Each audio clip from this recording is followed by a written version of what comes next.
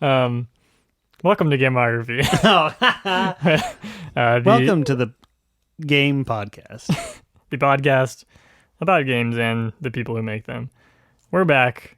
We're back. Miyamoto's back. Miyamoto than ever. We took a detour last episode.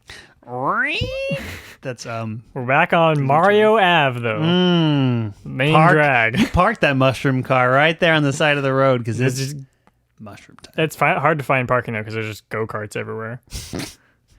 No, that's funny. That is what I call funny. But we were just we started off the same way every time where we just say a bunch of ridiculous stuff and then we go right into just the normal podcast. Well, no, I was gonna say we were just talking about that. There's a video of Angelo Badalamenti. Badalamenti. That's connected because it's Italian. Yeah, he's probably related to Mario. That's messed up. Talking about the creation of the the Twin Peaks theme. Or Laura Palmer's theme, I guess. Yeah. And him like playing on the piano while David Lynch is talking to him and saying like, "No, do it more like this, Angelo." Just thinking, how amazing do you think it would be if there's a video like this, but it's Koji Kondo and Miyamoto? No, and more like make it more fun. It's not fun enough, Koji. That's all he would say. Yeah. It's not fun enough. I want to feel like a little kid again. Yeah. Exploring a cave. Yeah. You're a little kid. You're exploring a cave. What do you see? Yeah. It's a plumber. You've been transferred to a faraway world where there's evil mushrooms walking around and good mushrooms that you eat that do make you big. But some evil mushrooms. Oh, and we will see those today. Because we are talking about Super Mario Bros. 2. No, you gotta say it like Mario. I did that in the last episode. You have to do it again. Super Mario Bros. 2.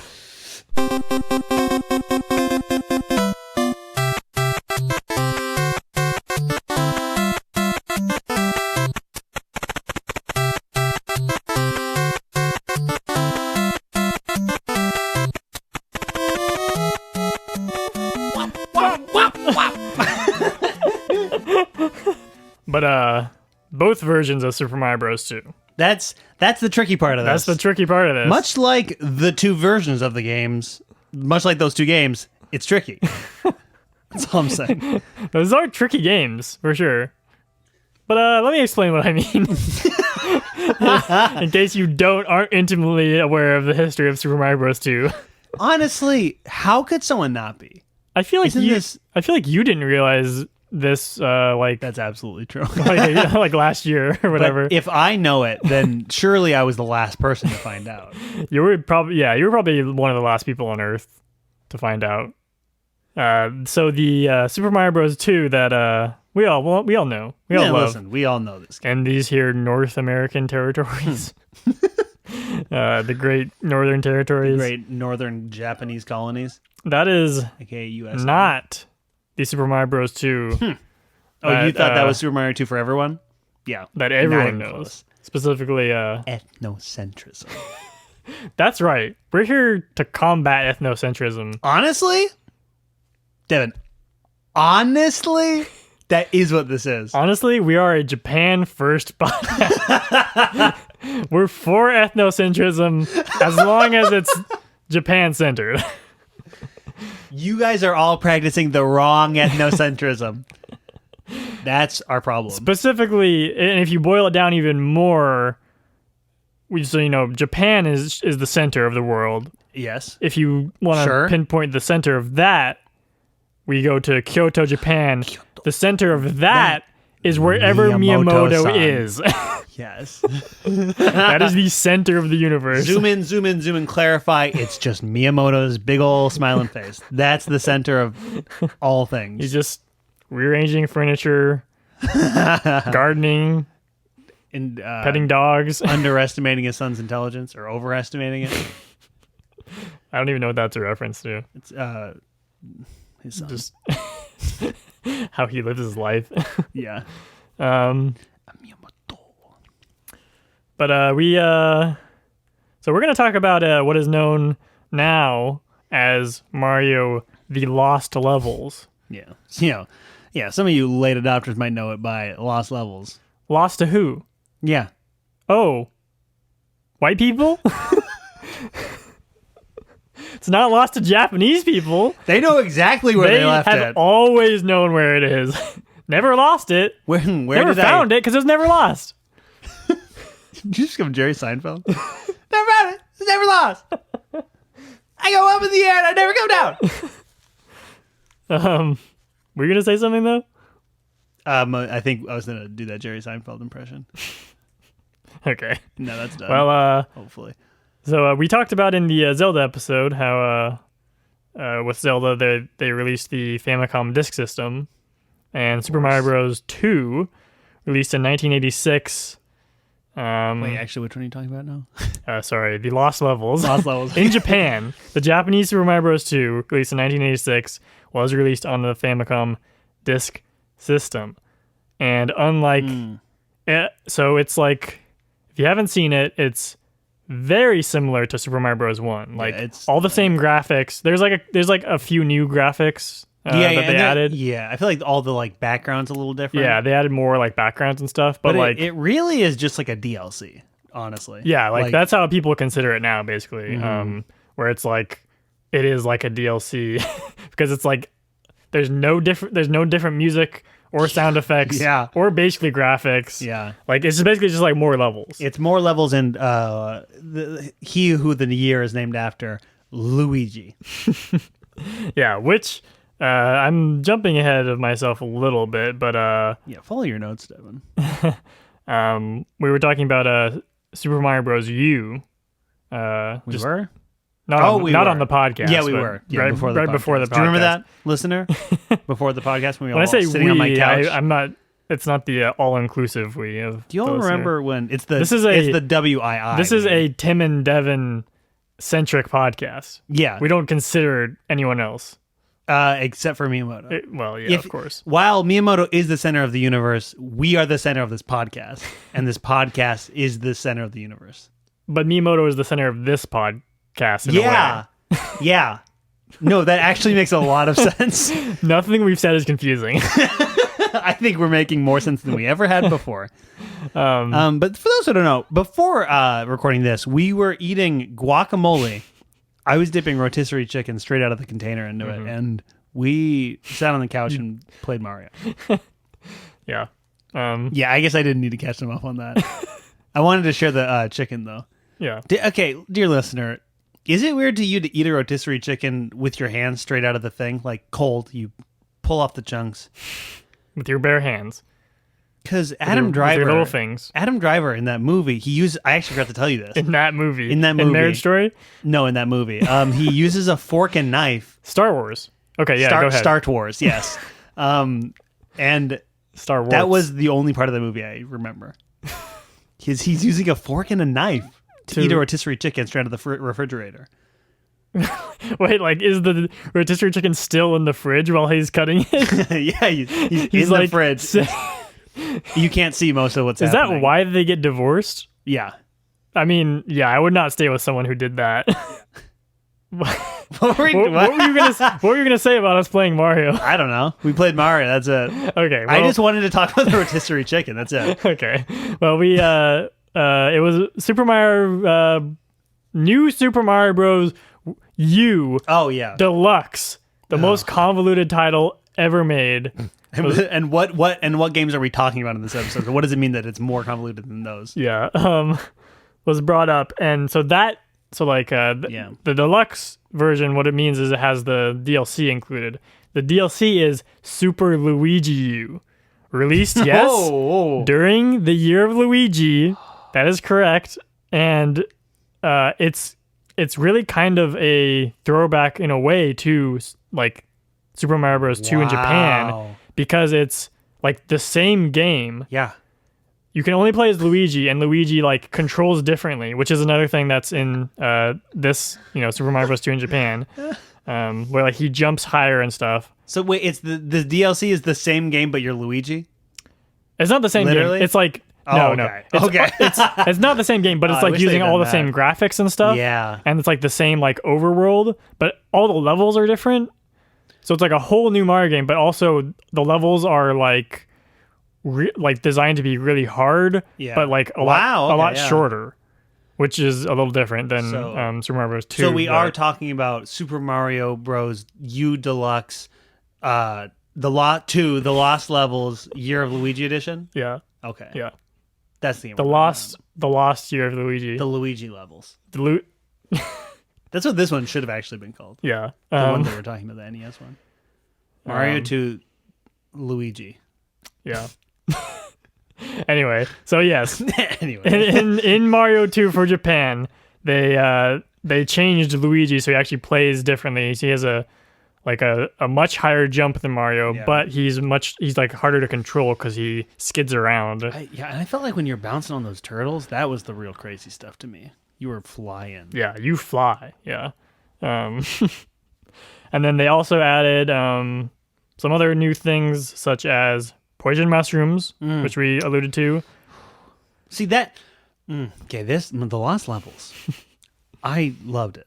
I played barely any of it, but what I played, I loved. Yeah. And it's because it's just right from the get-go. It's like literally, it's like in reference to the first one where you get that mushroom and it's like, try the mushroom. Yeah, try it, buddy. Exactly. Try it. See what happens, asshole. See what happens. Yeah, exactly. This is what you're getting yourself into right now. Like, right literally, from the beginning. The whole game is like them being like, "Oh, you think you're good at playing Mario because you beat the first one? Like, get owned, dude. We're gonna get owned, dude." Mario 2: The Lost Levels, get owned, dude. Yeah. This is from the Wikipedia page. I don't even know what this means. In the list of like things that added, counterproductive level warps. Does that mean it sends you back? Like, that's what I'd imagine. Yeah. Yeah, I don't know what that means. I never found like a warp when I was playing. So, I didn't either. Yeah. And then there's mid-air wind gusts, and there's also another thing they don't mention. So that's like on some levels there will be like wind that blows, and you'll like just to mess you up. Yeah, you'll just like go flying. Just from the breath of Miyamoto sending you to your demise. And then in the water levels, there's like riptides in this, where like at the bottom of the screen is like a current that like if you get too close to it and you're not like pressing the button to swim really fast, you'll just get sucked down and die. Oh wow, okay. Yeah. Oh wow. Yeah. So this game came out they worked on another game that I don't think it came out in like America either, called Versus Super Mario Bros, which was a 2-player like version of Super Mario Bros where they like I guess made different like added some levels and stuff. Okay. Did something like that just come out on the Switch, or am I just thinking of Mario 35 or whatever? Isn't that what they called the new Mario?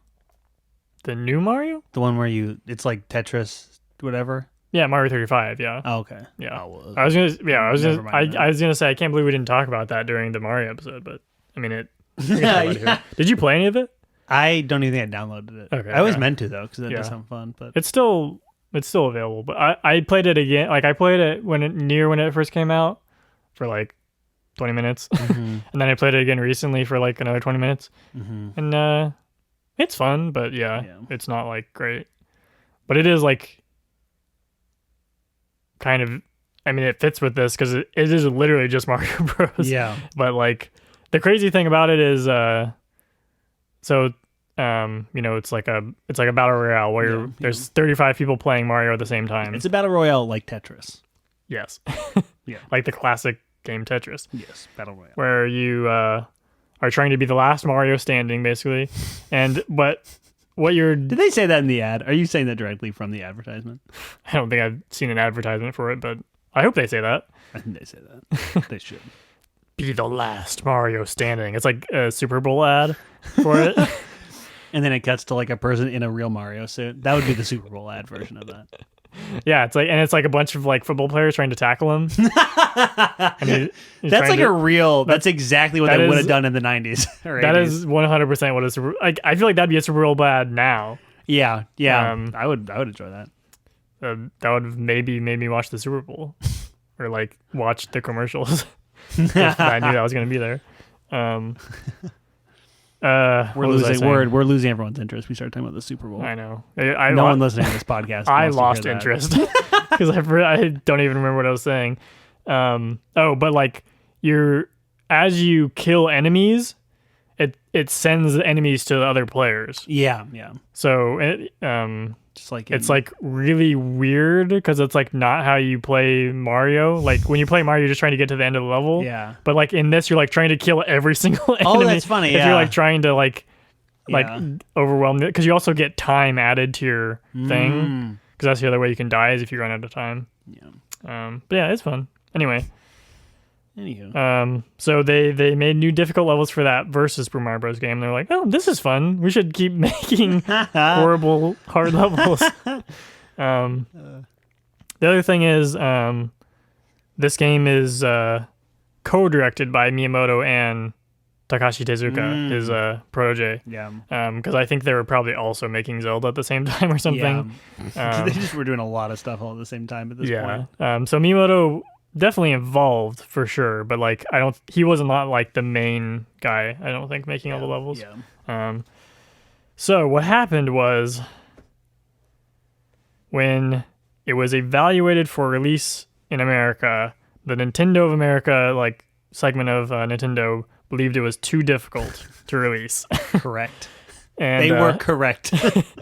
no man should have to witness this. There will be no Mario standing. But didn't they also, wasn't there like a game, was that when that famous game market crash happened, or no. But there was another one. I know that I read on Wikipedia that it was like during another like market crash for video games in the US. Really? That's part even of after Mario came out? Yeah, I don't know. I've told you everything that I know about the subject, but there was a crash right before like the Nintendo came out, so maybe that's what you're thinking of. Yeah, I mean, it would have been, I don't know, within like a couple of years of this for sure. Yeah, I'm sure that they were like scared of stuff like that. Yeah.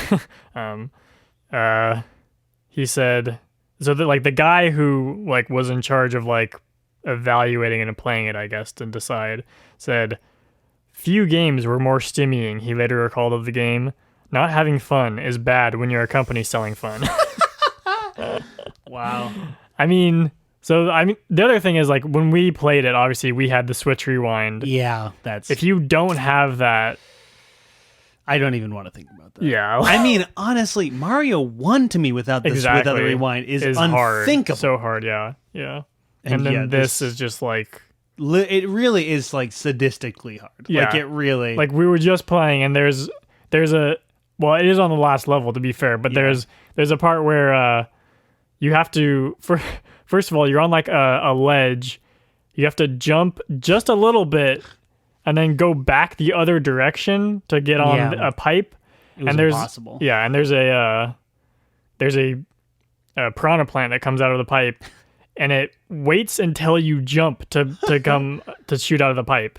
So you have to jump and like fake it out before you go. Yeah, there's tons of stuff like that. Devin had to try that one about 5-6 times. Yeah, and there was another point that was essentially a similar, like movement falling down, where I think Devin literally tried it like 15 times. Yeah.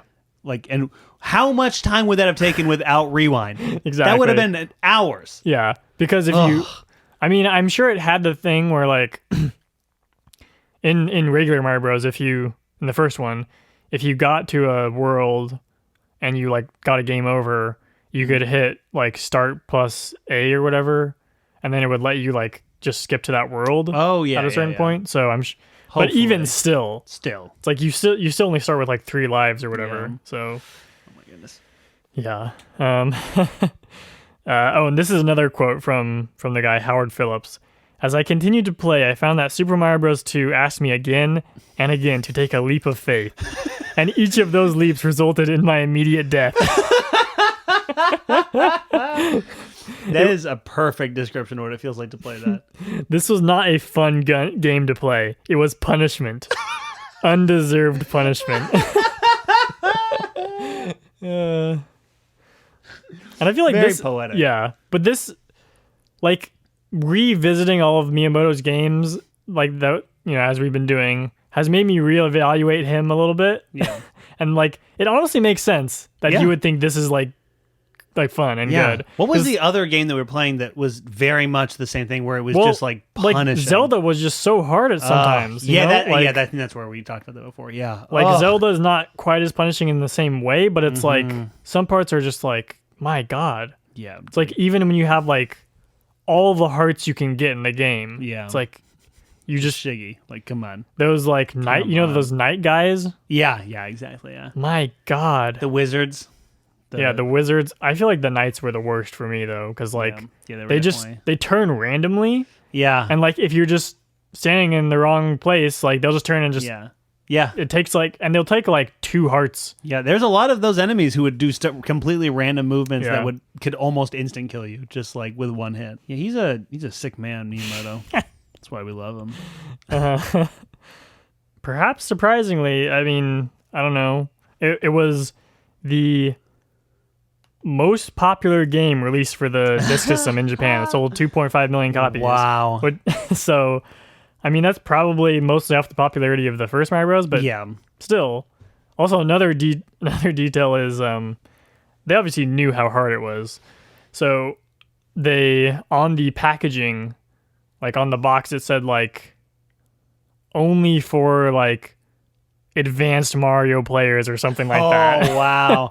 That's a really smart like marketing thing to put on there. I feel like that alone must have sold so many copies. Yeah, because I feel like especially at the time, like video game like culture or whatever you want to call it was like so obsessed with like challenge and like oh, I gotta like beat this. Like, I mean, that's like all of these games are so challenging in that way, where it's like almost like a sport where you're like, it's like an electronic sport.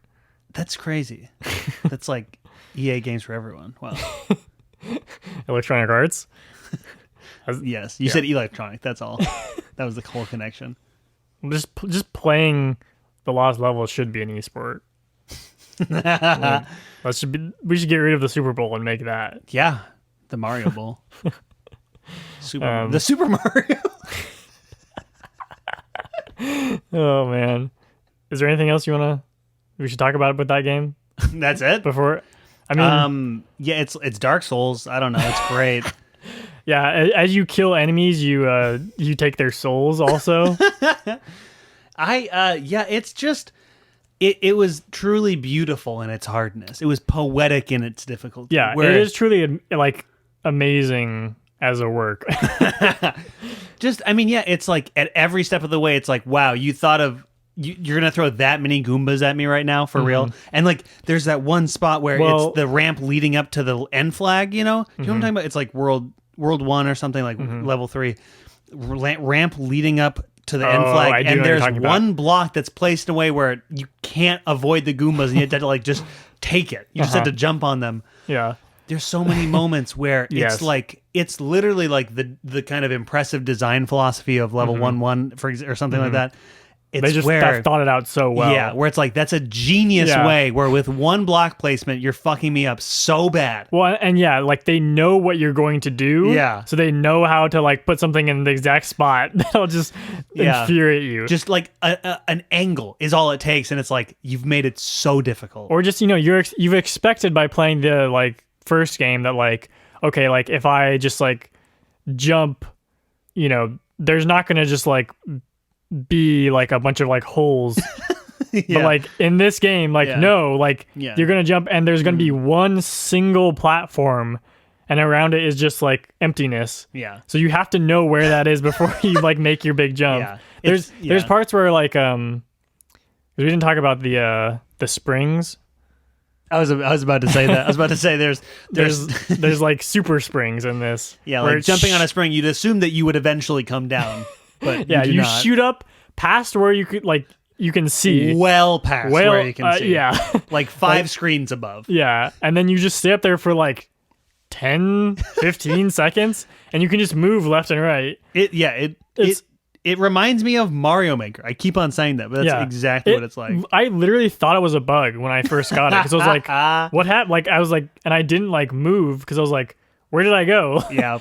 But there's like either one level or a series of levels where it's like you do that and then you have to like make very specific jumps. Oh yeah. And it's very hard because like you don't know exactly when you're going to come down. Yeah. And then there's those levels with the I think maybe it's maybe one of the same levels where it has the wind, or like wind will start blowing. My God, and then that blows you back, and oh my God. Oh anyway, I was just laughing out loud the whole time I played it. Yeah, that's like the only sane response. Like, you can't take it too seriously. But if you're looking to try it out, it's on the Switch. Nintendo thing as the Mario Lost Levels. Yeah, we should honestly be sponsored by the Switch NES thing, because we just keep that's how we're playing all these games. The first way it was released actually in the US was on the Super Nintendo as part of the Super Mario All Stars. The original. Oh wow! The original Super Mario All Stars. Not no 3D. Oh no, two dimensions, brother. And two dudes, Mario and Luigi. And they made it so like, those were like remakes of the games. So it's like, oh yeah, you're right. It had like new graphics and like the Super Nintendo ones, right? Exactly. Super Mario. Yeah, and they had like overworlds and stuff. Yeah. So, oh really? Oh, I didn't know that. Yeah. Oh, that's cool. So it was marginally easier, I think. But is that's on the Super Nintendo Switch thing, right? I think it is. It might be. Yeah. I think they put it on for the 35th. It might be. Yeah. So. What then, you may ask, is the Mario 2 that we know? One lingering question remains. Who is Mario 2? Who is Mario? Mario. Super Mario Bros. Mario. 2. Yeah, it's I went into this thinking I was dreading playing the Lost Levels, and I was so excited to play Mario 2. And my experience was the exact opposite of what I predicted. Interesting. I literally might go and recreationally play more of the Lost Levels, but this one, that's crazy. I have no desire to play ever again. Wow, that's crazy. But you played Super Mario Bros. 2 before, right? Yeah, a little bit. I played it as a child, actually, and that's part of why as a wee child, as a WII lying child. in bed. I'm picturing me as a baby, but with a head. A me child. Yeah, I remember fighting Birdo with my whole family, gathered around a Game Boy Advance. Your whole that's an insane. I mean, like three of us. Have you looked at a Game Boy? Well, yeah, you have, right? Have you I've looked at a Game Boy Advance recently? It's not that recently. But you last year you had one. You had that one that you started to play Zelda on. Oh right? yeah, wait. I actually have one from Arthur Lemke Kibbe. Yeah. Yeah, exactly. Yeah. I don't remember when I last looked, but it was just yeah, it's so small. So small and so dull. I cannot believe how the Game Boy Advance was so important to me as a kid. Yeah. Because I'll talk about this in a later episode, but it was the first video game console, I guess if you want to call it that was mine. Yeah. It wasn't my brother's. Mm-hmm. Whereas all the games that I got I picked out and stuff, and it was my own, all of them were my own experiences, Yeah. Yeah.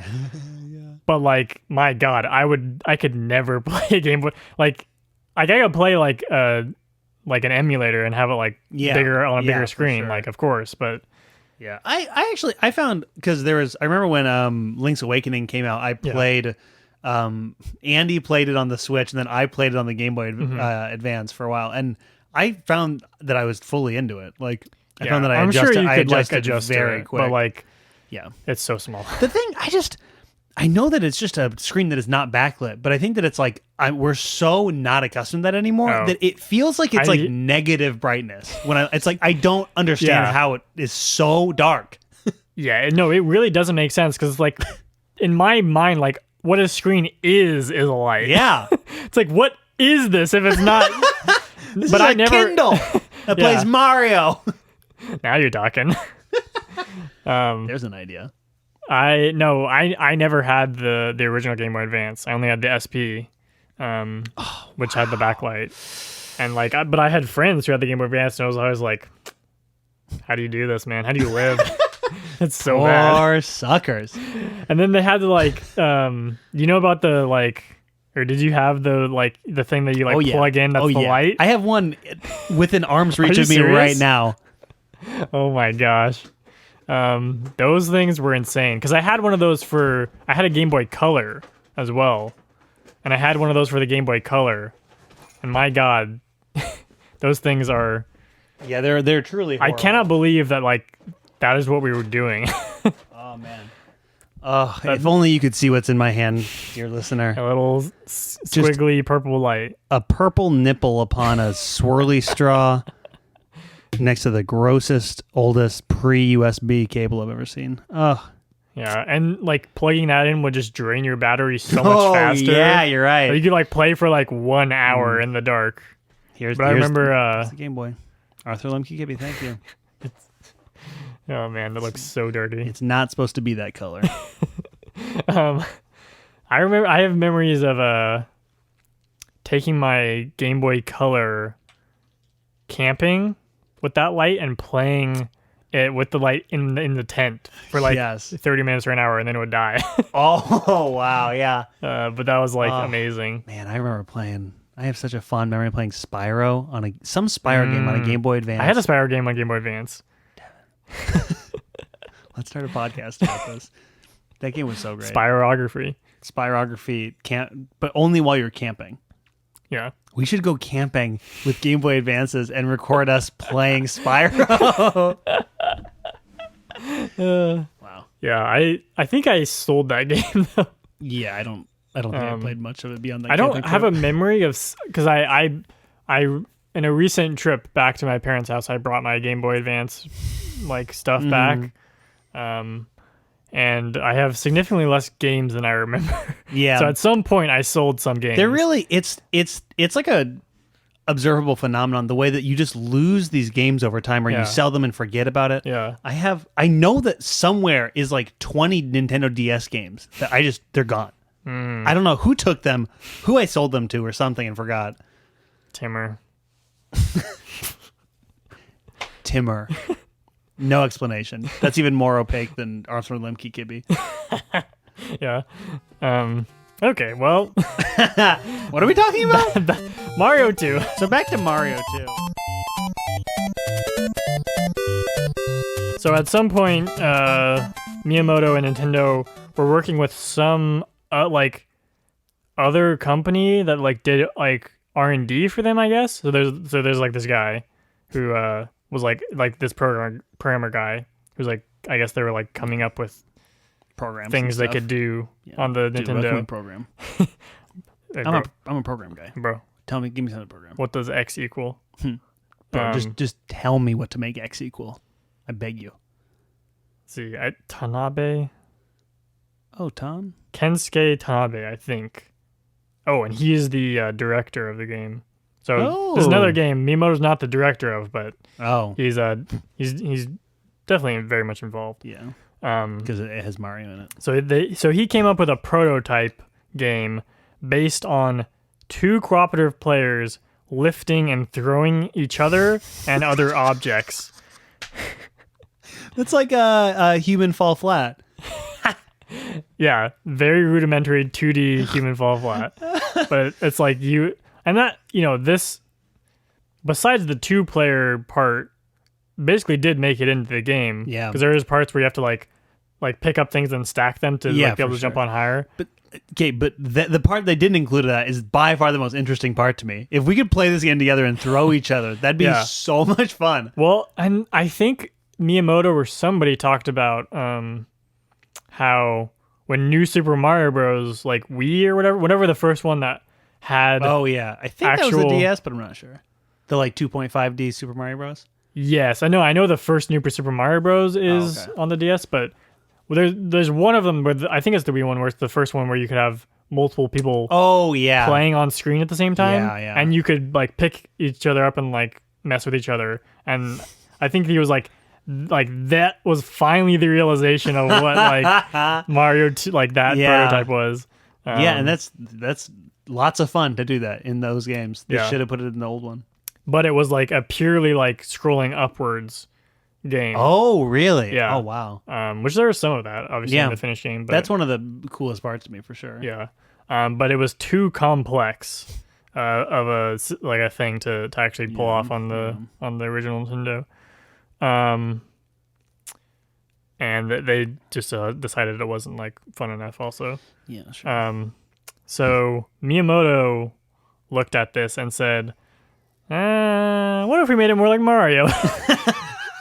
Literally, he says, what if we made it more Mario-like? And like in the sense of not making it like vertically scrolling, but like just like horizontally scrolling like Mario was. I like this, but Mario. But what if it was more like Mario? So what I find is interesting is, like, obviously, what this game became in Japan was not a Mario game.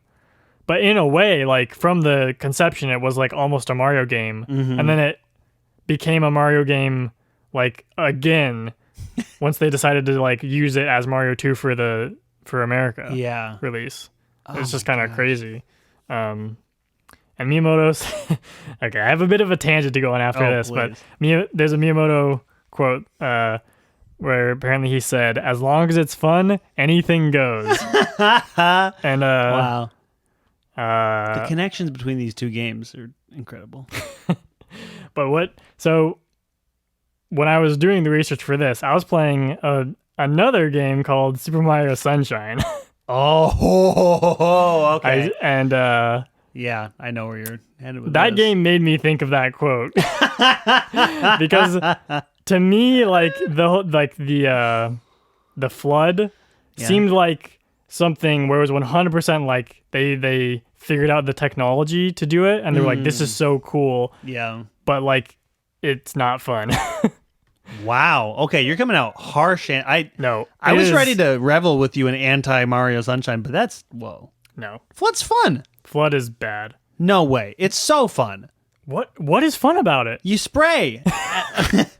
You spray up the goop, and you can fly.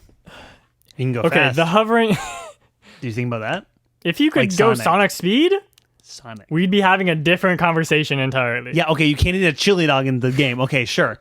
But you're Sonic. The flood makes you go slower. It doesn't make you go fast. What are you talking about? What? When you do the hover, like, but no, you can do the fast one where you go supersonic speed.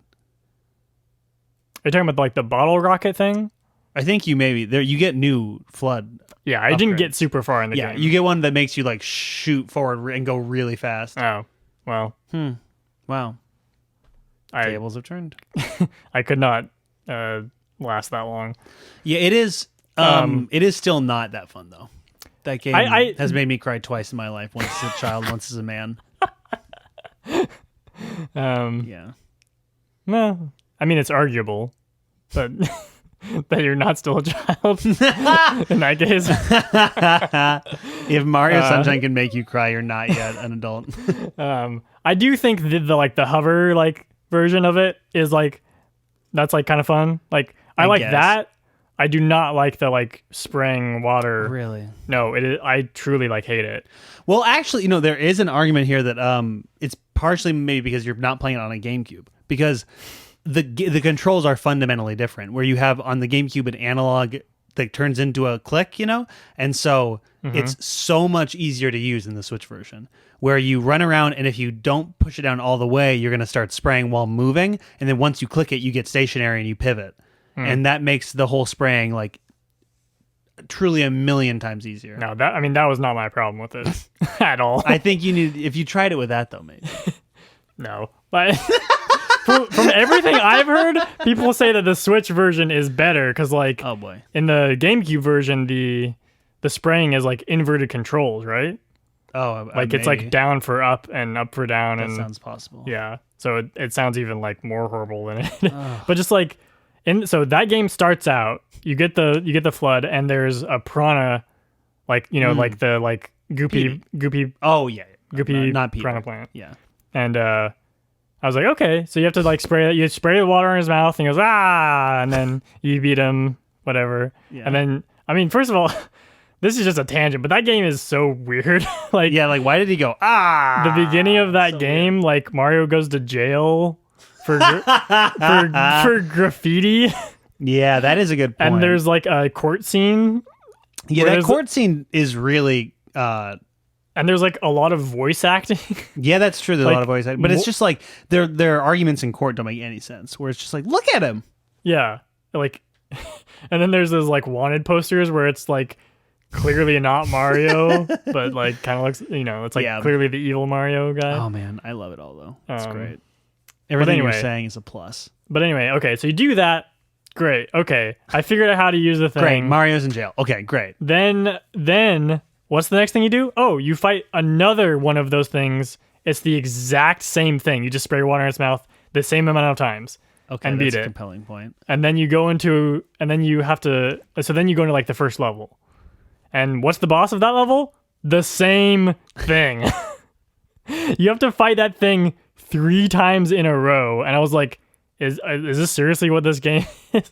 And it's like, you just spray it and that's it. Like, and spraying the water is not fun. But anyway, this is all. You're actually making a lot of compelling points. This is all here. Digression. No, this is exactly what we're talking about. Fun and Mario. Yeah. Spraying is fun though. You're crazy.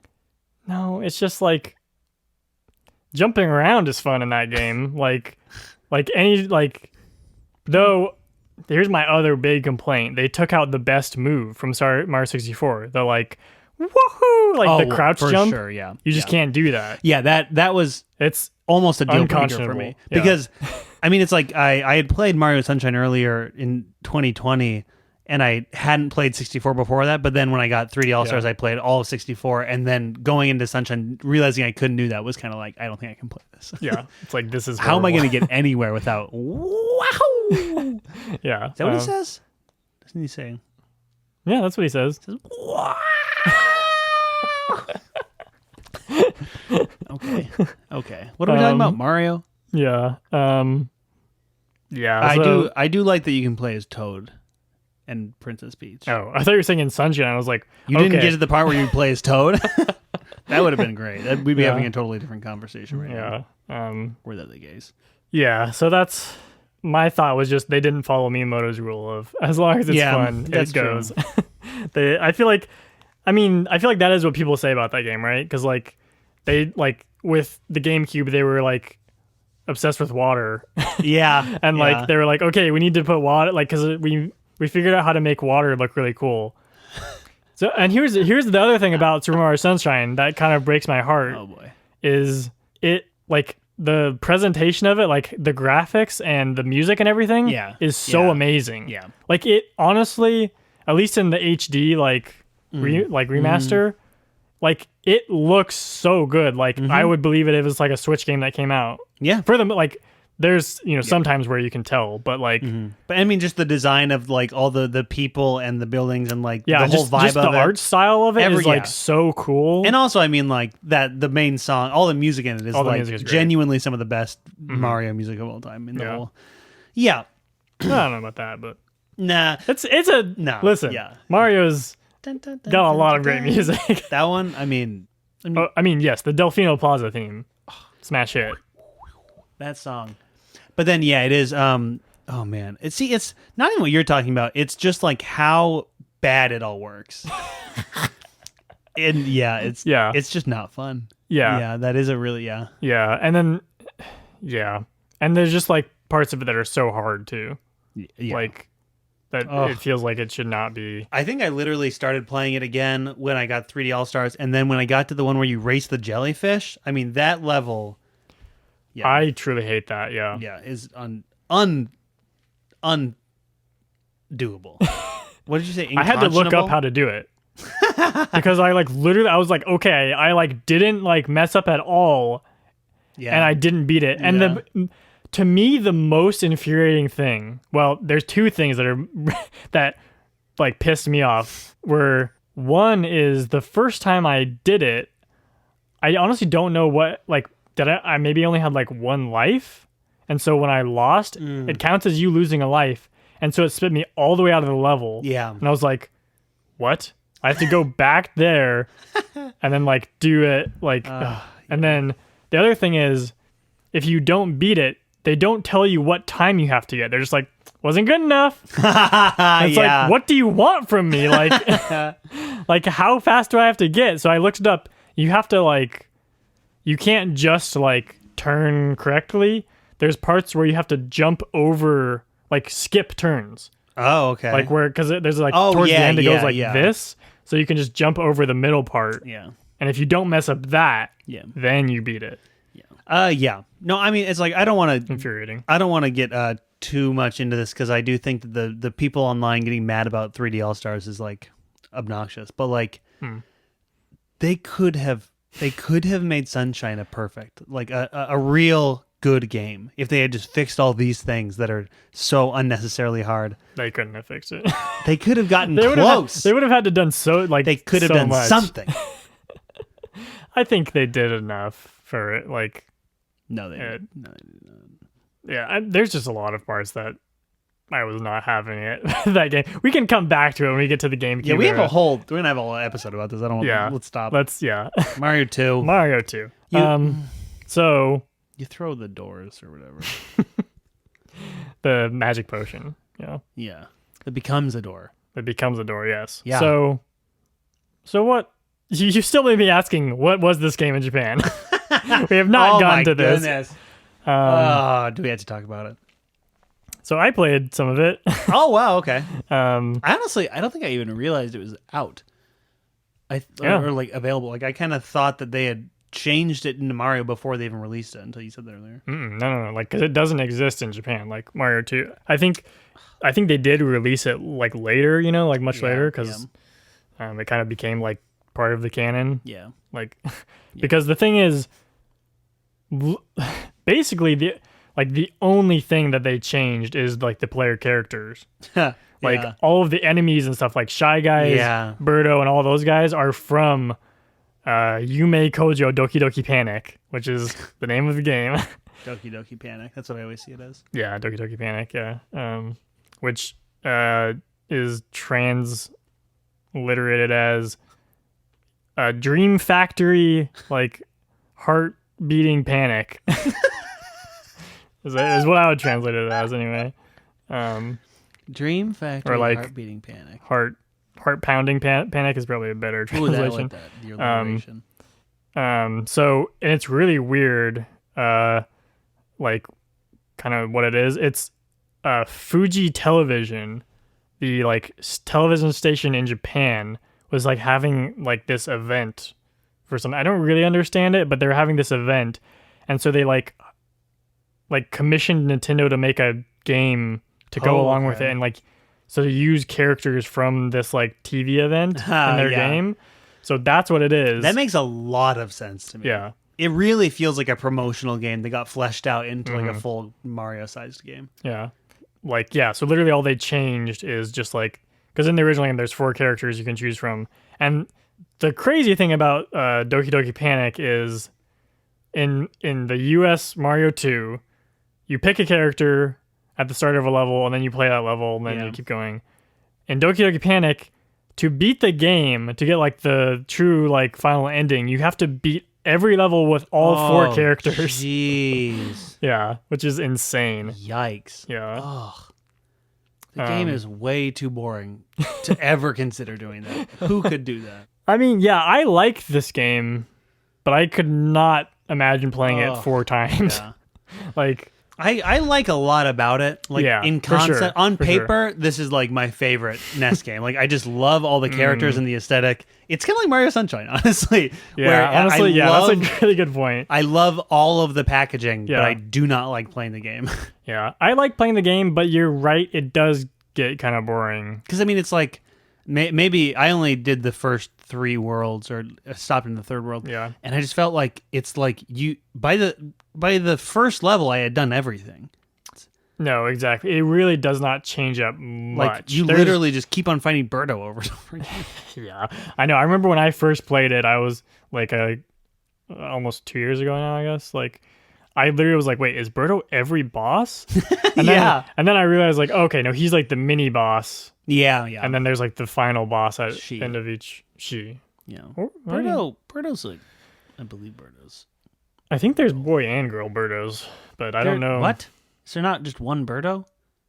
No, man. You played like Mario Kart or whatever. There's like those games where there's multiple Birdos. What? There's not. There's multiple Birdos in Mario Kart? I think so, yeah. There's like the pink Birdo with the bow in her hair, and then there's like Birdo. Another color Birdo. Are you thinking of the green Birdo? That's Yoshi. Yeah, that's Yoshi. Not thinking of Yoshi. I know Yoshi. I know Skinny Yoshi. Skinny Yoshi? You don't know Skinny Yoshi? No. Is that a meme? It's become a meme, yeah. We'll get to Skinny Yoshi. Well, that's going to be next episode. In a later episode. Oh, Birdo. Birdo, known in Japanese as Catherine. What? Is that real? Oh, that's real. That's insane. No, Birdo is a character. What? Where did you Catherine. Don't you know Catherine? Where did you read that? Are you on birdofan.com? And it appears that actually her gender identity is more complicated. Oh, wow. The English manual for Super Mario Bros. 2 refers to Birdo as a male who thinks he is a girl. Are you serious? That's what this Wikipedia article says. What? And some prefer to be called Birdetta. Some take that as a representation of Birdo as transgender, making her the first transgender video game character. What? Devin, why am I doing your job for you right now? This is the most interesting thing I've ever heard about this game. I never saw anything about that. That's insane. Is that in the English thing or the Japanese instruction? Oh no, the English manual. Huh. Did you read the Japanese manual? I didn't really. I mean, I read a little bit of the English one, but I didn't read all like the enemy descriptions. Birdo. Wow, he thinks he is a girl and he spits eggs from his mouth. He'd rather be called Birdetta. Wow. Oh my That's gosh. insane. I am really curious what the Japanese like. Yeah. Like what, like how they Can you translated find that? this? Can you find that? This is happening live on the air right now. We're truly understanding the depth of Birdo. Because like, I have Japan is not a trans-friendly society. Yeah. I mean, was anywhere really a trans-friendly society? Yeah, until like very recently. I mean, now is not a trans-friendly society. Yeah. But like, even like, yeah. Why is she just called Catherine though? That's what's really funny. In Super Smash Bros. Brawl, it is said that Birdo is of indeterminate gender. That sounds like something people might relate to. Birdo appears in the Wii Japan-only video game Captain Rainbow, which delves into Birdo's gender identity. It specifically depicts her being imprisoned for entering the women's bathroom. What? Oh my god. That's insane. Yeah, Birdo is actually, if you really think about it, the true hero of Super Mario Bros. 2. When I Google Birdo trans, the first article past Wikipedia is Nintendo's Birdo, in quotes, is not a trans icon. Okay. I have not found the manual, but I have found a post on GameFAQs of somebody who seems to have found it and is commenting that the verb that they use is amoikomu. Okay. Which is like, it's like you're maybe you're like thinking something that isn't correct. So anyway, this person is saying it's a transphobic kind of way of describing it. Yeah. Well, I mean, it already is in English. Yeah, that's true. That's true. Yeah, that's unsurprising that it'd be even more transphobic in Japanese. It's probably about the same amount. So honestly, it's like, now that I think about it, you're right. The translation would be like, Birdo is a boy that wrongly thinks. Yeah. Or whatever. Okay. Yeah. Yeah. Well, Miyamoto, come on. It's so weird too, because like in the game, obviously, I feel like what they're playing off of is like the bow, but like you can't really see that in the game. Like, do you remember? Yeah, actually, yeah. No, I really don't. The feel sprite like doesn't really have it. It's in the like instruction manual. Oh, interesting. Like because they have a drawing of it, but like the sprite of it, like you don't see it. Yeah. like I wonder if this is directly from something from the Fuji TV stuff, or if I wonder if Nintendo didn't even come up with Birdo. You know what I mean? Wow, yeah, that's possible. Yeah, I like Mario 2 and Doki Doki Panic in general are like kind of problematic, and like the Shy Guys, like really thinking about it seem kind of problematic to me. Like they kind of have like the way they're drawn and stuff. It's kind of like an African style mask. Did you ever think that? Oh wow, yeah, that actually. And there's like the guys that like shoot like darts at you and stuff. Oh yeah, it's like they're like tribesmen or something. I don't know. Oh no. Mario 2 is Nintendo's most problematic game. This season's going to end with a live cancellation of Miyamoto on air. Yeah. Oh my gosh, wait, I've totally seen Captain Rainbow before. I don't know where I recognize that. Do you know that? But like Birdo's not on the cover. Yeah, I don't think it's like a Birdo game. It's like... Oh, I thought you were saying it starred Birdo. I kind of thought it maybe did, but it's... Nope. The game puts players in the role of Nick, an ordinary guy whose alter ego, Captain Rainbow, was once a popular TV superhero. That looks really weird. Is this for the Wii? Okay, yeah. It's for the Wii. Oh, it's for the Wii? Yeah. Oh, wow. I thought this was way earlier. Yeah, the Wikipedia page does not say anything about Yeah, I think that Birdo's not a major aspect of the game. Oh, wow. But the director of Super Mario Bros. 2 / Doki Doki Panic produced Captain Rainbow. Oh, my goodness. So, there's your connection. I also want to say I'm on the Birdo wiki right now. Birdo.fandom.com. Yeah, in this game, Birdo is the damsel in distress. Oh, wow. Okay. So maybe not great. There you go. Birdo in this game comes in 3 colors. Pink Birdo, red Birdo, and green Birdo. So suck on those eggs. Straight out of Birdo's mouth. Wow, I forgot that's actually how we got started talking about this. That's perfect. That's a conclusion, I guess, to the Birdo segment of this episode. We should have a Birdo segment of every episode, I think, going forward. Yeah, let's have a check-in with Birdo. No, we need Devin. We need to have every episode we see what the connection is between Birdo and the game we're talking about. And we're going to continue that as we do like Metal Gear and Dark Souls. I mean, Birdo's been in a lot of games, according to Birdo Wiki. According to the Birdo fandom wiki. Okay. Where were we? Okay. So the premise of these games are you're like stuck in dreams or whatever by King Wart or whatever, this giant frog. So no Bowser in this game. Whatsoever. You're not saving Peach. Like, yeah. It's probably like the most different of any of like the Mario games that I can think of. For sure, yeah. Because it's not really a Mario game. Yeah. Because you can play as Peach. And yeah, so you can pick from the Mario, Luigi, Peach, or Toad, and they all play a little differently. Like, did you try playing as all of them or anything? I played a little bit as all of them, but yeah, mostly played as Peach, but I did the others a little bit. Yeah, Peach just feels like she's OP. Like, yeah, for sure. like I can't imagine why you wouldn't play as her. Yeah, I mean, just the floating alone. Exactly. Yeah, and then also I have to confess that I am a Peach main in Smash Bros, so that I have the muscle memory's already built in. You know. Yeah, I thought you were gonna say you were like a Peach stan.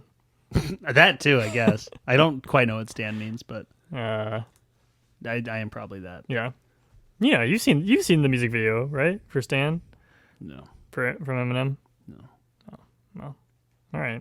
Is this like Skinny Yoshi? It's exactly like Skinny Yoshi, yeah. I'm a simp for Peach. I know that word. I tried playing as Luigi and I found it not fun. But this is the first game that adds Luigi's little flutter jump. Oh, yeah. What were you going to say? Oh, he's taller? Yeah, that's the other thing. They made it, yeah. The other thing is he's taller. And then, so the funny fact is, in Doki Doki Panic, the Luigi character is like the mom character. So that's the one that they made into Luigi. I understand why. And that character, I think it was like magic or something, like for some reason had that like longer jump, and then when they converted it to Luigi, Miyamoto said it like doesn't look right. So he was like, make his legs go like this, like make his legs flutter, and then it'll make sense. Yeah, and it did. Yeah, and that's been that way ever since. Like that's how it is in Super Mario Bros. Luigi. Your Luigi. Luigi levels. Lost Luigi. Is that how he is in Smash? If you like jump with him, he does that. Yeah. Oh wow, I forgot. Yeah. And then obviously the other big thing is, from that prototype, you can pick up lots of objects. Unlike other Mario games, you don't jump on enemies to kill them. Yeah. Kind of a shock. Yeah, it's truly but you can pick them up. Yeah. And then throw them to their death. It's so annoying though when you just throw them and they're just like, okay, they just get back up. I know.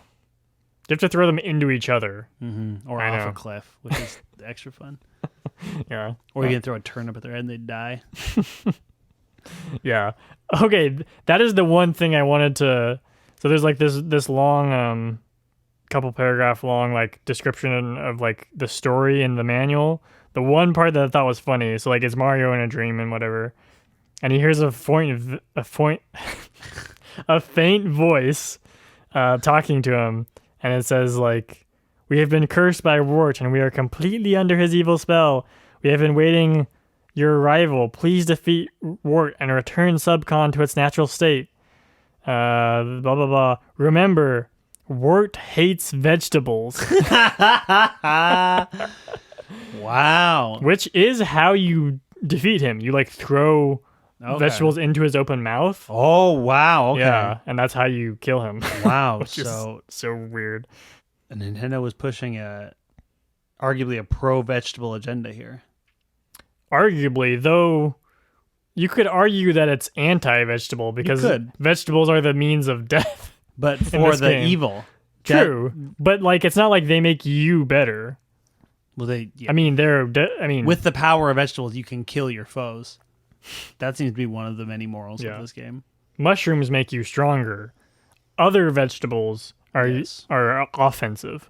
Yes. But yeah, so like Doki Doki Panic had this whole like, it seemed like Arabian kind of like vaguely Middle Eastern like motif, which they obviously just kept. Like that's why there's like flying carpets and like the like magic potion that like makes a door appear and stuff. Yeah, it's just... Wait, is the magic potion, is that Middle Eastern?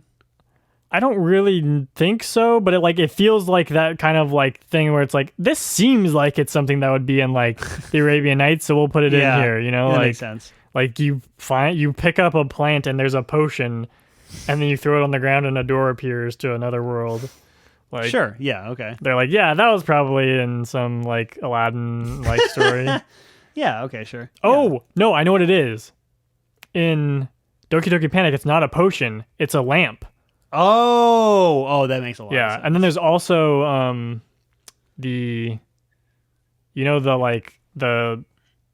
urns or whatever they are that like snakes jump out of. You can go down those. Yeah. That feels very like... Yeah, for sure. Yeah, like Arabian Nights, like you shrink down, I guess. I don't really know. Yeah. Like a genie kind of like... Yeah, but once you beat the game, you get a nice little cutscene. I feel like it's like the first like true cutscene from any of the games we played of Mario sleeping and like he was dreaming the whole thing basically. It's Mario in a little nightcap with an M on it. Oh, that's adorable. Oh, and it like animates like slightly. Oh, okay, yeah. Like he like kind of like opens his eyes for a little and then like looks around and then he goes back to sleep. Mm-hmm. Dear viewer at home, if you'd like to see this image, Devin, where can they find it? At twitter.com/GameographyPod, or you can search. Really? Is that really the URL? I mean, I think that's how like users are on Twitter, right? At GameographyPod at Twitter. On Twitter, yeah. .com. Type all that into your web browser. And then another thing after that happens is, and I feel like this became like a staple of Mario and Mario-like games, is they have like the like cast Yeah, and it's like all you're right. It's all like the enemies and stuff, and like it has their names. Yeah, and like I truly love that every time a game has that. I do enjoy that, and I feel like this is like the first one. Yeah, definitely in what we've covered. Yeah, but definitely became a staple in Mario games. But yeah, a lot of Mario characters came from this, like the spiky guys, you know what I'm talking about, in the sand. Yeah. That show up in Mario 64. Yeah, I thought of that. Yeah, I mean, Shy Guys. Shy Guys, you ever of play course. Yoshi's Story? Not much. Maybe we'll talk about that in a later episode. Oh, we should do a Yoshi Story episode. Oh dear God, who's the guy who made all the Yoshi games? We'll do him next season. Yeah, I think Tezuka is the director of that. Oh, really? Mm-hmm. Wow. Yeah. Wow. I would play that. Yeah. Okay. I had kind of a. This is my last big thought. This is kind of my hot take. Okay. Oh, let's prepare. Do you know the parts? I mean, just in general, like the picking up blocks and like stacking them and stuff. But do you know the part where you're like you're in caves or you're like in a pyramid and you have to like dig sand? Yeah. Do you know what I'm gonna say? No. Wait. I feel like this is like a like Sage to Minecraft. Like it's like very like similar and like obviously you don't like collect that stuff, but it's like there's something there. I feel like this is like one of the probably like early games where you like literally are like destroying the like world, you know? Yeah, that actually like, probably is kind blocks. That's a revolutionary idea of the time. Yeah. And I that was one of my notes was that those little areas were my favorite. Really? Like I mean, I truly kind of hate those areas because you're just like pressing A and then like the Shy Guys will just drop on top of you to avoid it, and you have to like go to the left and stuff. It did feel very like very action packed though to me, running around and like dodging them and then trying to go down and like when you jump back up and avoid a guy. Yeah, I enjoyed that. Yeah, it's because I'm a Minecraft head and you're not. I mean, yeah, that's probably why. Another thing, I feel like this was probably well, it could have been either Miyamoto. No, because Tezuka didn't work on this game apparently.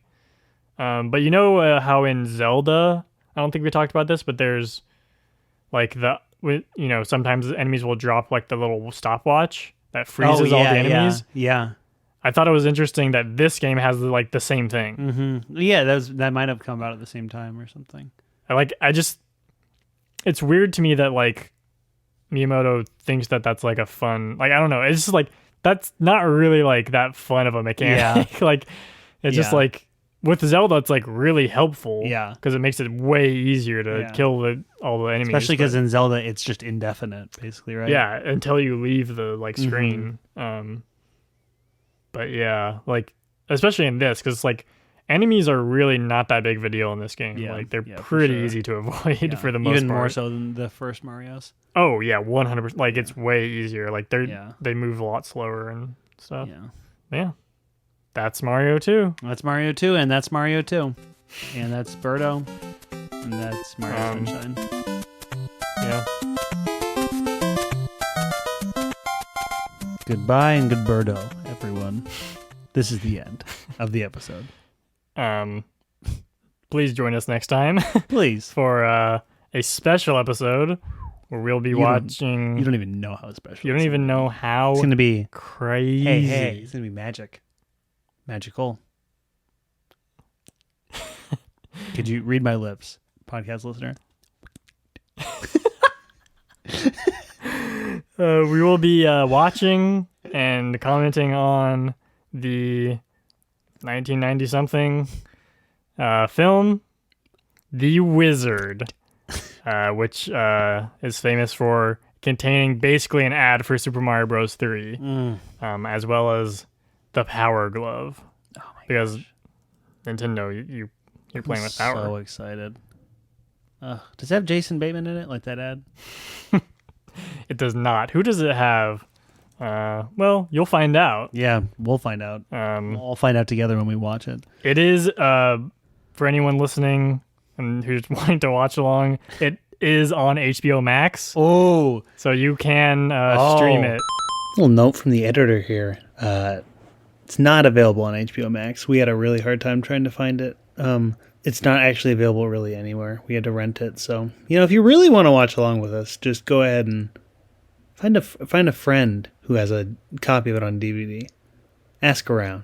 You know what? That'll give us a chance to voice all our opinions about HBO Max. Which we have plenty of. Yeah. Just one more note here. We didn't, in the Wizard episode, actually get around to talking about HBO Max, but it's a really bad app. It doesn't make sense why it's so bad. And it's a shame because HBO has a great selection of both television and movie content. I mean, it's the home box office after all. But this app just never works. And it never has. And I know they're making plenty of money, so it doesn't make any sense. There's no good reason. That's me and Devin's basic opinion on HBO Max. So now you know. We had an extensive conversation about that while eating our guacamole. Was that last episode or this episode I said that? That was this episode. Yeah. It does have Fred Savage in it. Oh, that's who it was. Yeah. That's fun. And Christian Slater for all you. Oh, wow. 90s, for all your 90s stars needs, I guess. I always think Christian Slater's Christian Bale. I was about to say something about Batman. They're not that different. They have, they're both named Christian. People are probably going to disagree with that, but no, I don't know what you could say that is different about those two people, honestly. Does Christian Slater constantly lose weight for roles? I feel like that's Christian Bale. Once again, I got confused of who you were talking about. I feel like that's his go-to thing. Yeah, that really is that and being Batman. Yeah, it's his two shticks. Yeah. But yeah, that's what we'll be doing next episode. Oh, that's gonna be fun. If you like the parts of this where we're not talking about video games, you're gonna really like that one. Yeah, hopefully there's no there's no more transphobic stuff. Yeah, going forward. But we will be doing the Birdo connection. Oh yeah. Mm-hmm. I really think we need to do that. We need a sound effect for the Birdo connection. Oh, okay, I'll work on that. We'll hire Matt again. Yeah. All right. Bye bye. Bye bye.